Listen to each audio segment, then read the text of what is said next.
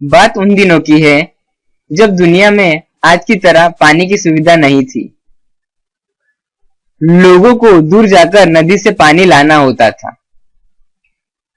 ऐसे ही किसी गांव में एक गरीब किसान रहता था जो मेहनत मजदूरी करके अपना पेट भरता था।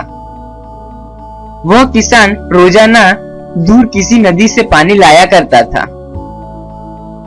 किसान रोज सूर्योदय से पहले उठता और अपने 2 घड़ों को एक डंडे में बांध देता और वह डंडे को कंधे पर रखकर पानी लेने नदी के किनारे जाता था।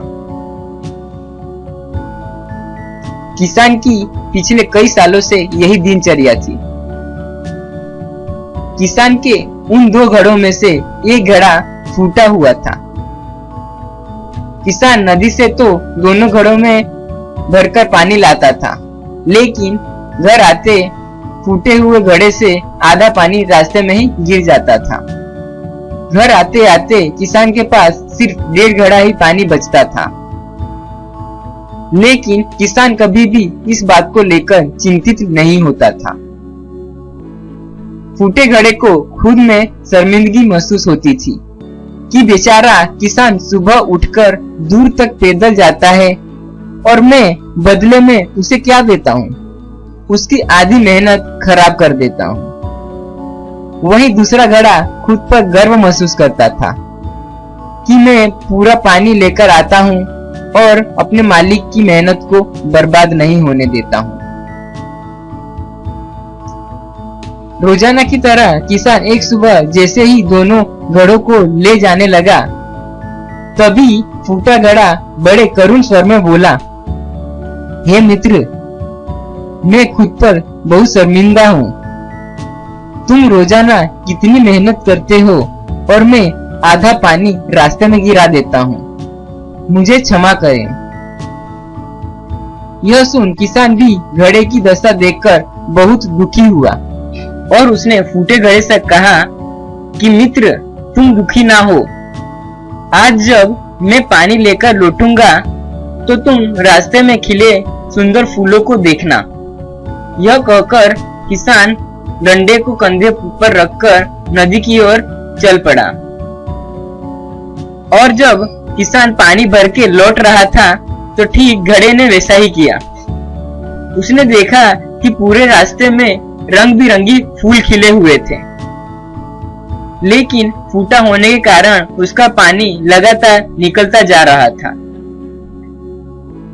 घर वापस आते ही घड़ा फिर से किसान से माफी मांगने लगा और बोला, मित्र, मैंने एक बार फिर आपकी मेहनत पर पानी फेर दिया और केवल आधा घड़ा ही पानी ला सका। किसान घड़े की बात सुनकर हंसा और बोला, मित्र, शायद तुमने ध्यान से उन फूलों को नहीं देखा। रास्ते में खिले हर फूल तुम्ही को देखकर मुस्कुरा रहे थे। सबके चेहरे तुम्हारी तरफ ही खिले हुए थे।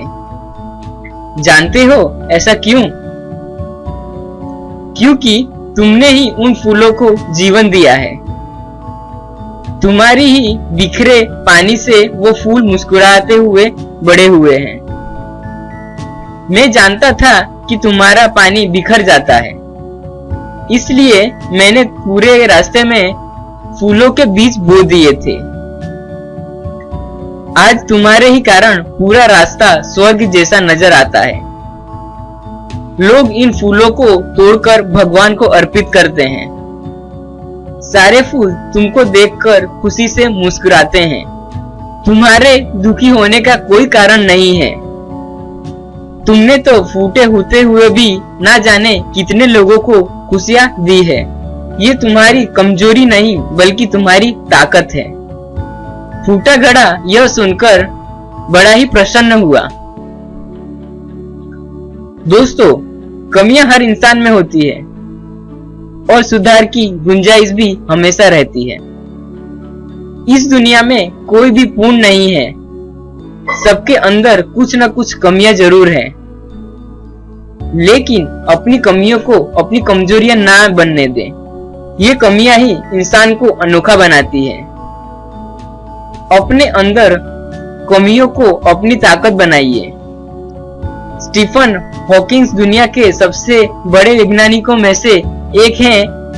उनका पूरा धड़ काम नहीं करता, लेकिन फिर भी वो आज के एक सफल वैज्ञानिक है। ईरा सिंगल विकलांग होते हुए भी IAS टॉपर बनी। ऐसे कितने ही उदाहरण हमारे सामने हैं, जिन्हें हम रोज न्यूज चैनलों और अखबार में देखते हैं। आपके अंदर की कमी आपकी कमजोरी नहीं है, बल्कि वही कमी आपको दूसरों से अलग बनाती है। तो आज से अपनी कमियों को अपनी कमजोरियां का हिस्सा ना बनने दें।